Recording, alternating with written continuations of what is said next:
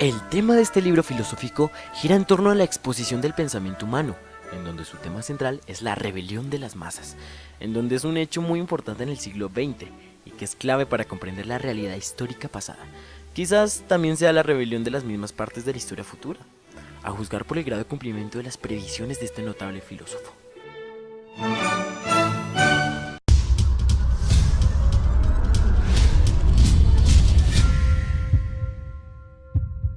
Es un hecho que hay una clara aglomeración de las masas, que los espacios públicos están repletos de personas, y pareciera que todas las poblaciones se concentraran en la urbe. Y la pregunta que trata de explicar el autor de este libro es: dado que si antes no existía esta aglomeración, ¿por qué se da ahora? A esta aglomeración se le ha denominado masa social, que no podría existir sin su contraparte, las minorías. Pero, ¿cuál es la diferencia?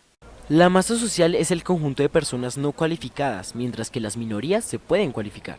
Bueno, en otras palabras, la masa social es aquella que está formada por individuos que no sobresalen de ninguna manera, personas sin cualidades, que difícilmente puedan resaltar, que es alguien más del montón, alguien muy común, mientras que las minorías son los individuos que sobresalen por encima de los demás por sus cualidades. No sé si llamar eso cualidades, pero se entiende la idea. Pero esperen un momento, cuando explico lo que dice el autor en el libro, ni él ni yo nos estamos refiriendo a una división de estos por las clases sociales. No, sino por la calidad de los hombres, en sus cualidades, en el afán de sobresalir o quedarse en el montón.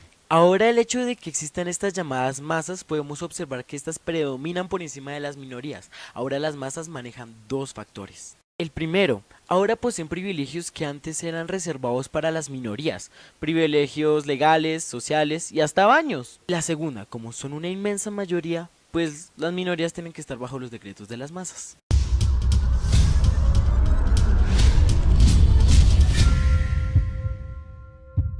Ortega y Gasset tocan el tema de la revolución de los tiempos, y tocan este tema en dos sentidos. El primero es que se cree que los tiempos actuales son mejores que los del pasado. Visión ascendente lineal. El segundo es que se cree que los tiempos pasados son mejores que los actuales, o sea, edad de oro.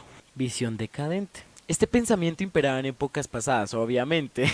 ¿Se imaginan el Gil que piense que las épocas de la Santa Inquisición es mejor que las de ahora? No pasa. Por eso imperaba más en las épocas pasadas. Y esto tiene una explicación. Cuando se siente esa visión lineal o ascendente, significa que hemos cumplido un deseo antiguo. Y cuando alcanzamos ese deseo, se cree que estamos en la cúspide de la civilización. Pero si se siente ese pensamiento de decadencia, significa que no hemos logrado el deseo antiguo y el tiempo se sentirá estancado. Un claro ejemplo de esto fue en la Edad Oscura, o sea, en la medieval, en donde tenían ese deseo de que las cosas cambiaran, ya que se pensaba de que todo era mejor cuando las personas no tenían ese pensamiento patrístico tan extremista. Y cuando cumplieron ese deseo se sintieron la cúspide de la civilización. La civilización, al haber conseguido su deseo, ya no tiene más que anhelar y se petrifica, y se estanca al no tener ningún ideal que alcanzar. Y todo eso se resume en esto.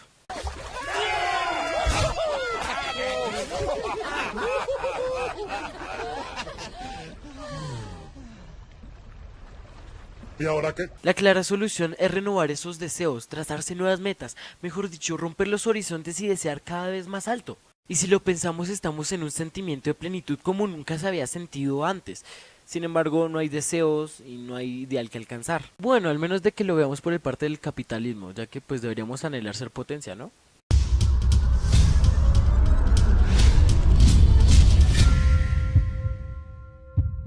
Ortega y Gasset hablan de cómo el hombre masas llegó a dominar la vida pública, y esto solo gracias al aumento de su propia calidad de vida. Es decir, el hombre supo que no estaba atado a su condición social y por ende se pensó en sí mismo como alguien sin impedimentos, sin límites, y se entendió que era dueño de su propia vida y que podría llegar tan alto como quisiera. Es decir, fue consciente de su libertad, y esto se debe a dos cosas: la democracia y la técnica. La técnica ha desencadenado una creencia errónea en el hombre del siglo XX, que piensa que sus comodidades y sus privilegios son naturales, y no piensa en quienes han causado que sea así. El hombre más expresa su ingratitud ante los virtuosos que han hecho posible sus comodidades, así de sencillo. Por esa razón, Ortega y Gasset denominan al hombre masa como un niño mimado que cree que todas las cosas están puestas a su disposición sin tener ninguna clase de esfuerzo. Así, Ortega y Gasset hace una distinción entre el noble originario y el noble heredado. El noble heredado es aquel que no hizo ningún tipo de esfuerzo para tener lo que tiene ahora, que solo se le fue dado sin ningún tipo de mérito ni nada, ¿sí? Es decir, a esta categoría le pertenece al hombre masa. Un claro ejemplo que podemos tomar son las herencias que nos dan nuestros papás, ya sean propiedades o dinero, que son herencias que es gracias al esfuerzo de ellos y no el esfuerzo de nosotros, y solo está a nuestra disposición gracias a ellos. Y el noble originario es aquel virtuoso que ha conseguido lo que tiene por su esfuerzo, el que se ha superado a sí mismo en todo sentido. Aquí es donde vemos la gran diferencia entre estos dos, ¿sí? Que uno solo mantiene las apariencias y el otro rompe el molde del hombre masa.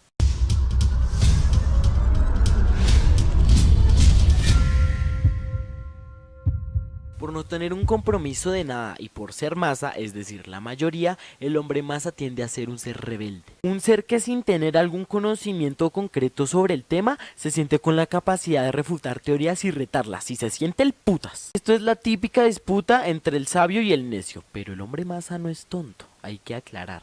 En realidad tiene tantos conocimientos aglomerados que a la final es inútil, o sea, el que sabe de todo a la final no sabe nada. Y no es capaz de objetar concretamente o simplemente dar una crítica objetiva. Y actualmente la masa se cree con la capacidad de poder opinar de cualquier tema y tener la razón. El hombre masa tiene ideas y se cree poseedor de todas las verdades. El problema no radica en las ideas, radica en que no está comprometido con la verdad. Y como no está comprometido con la verdad absoluta, se cree poseedor de la última palabra.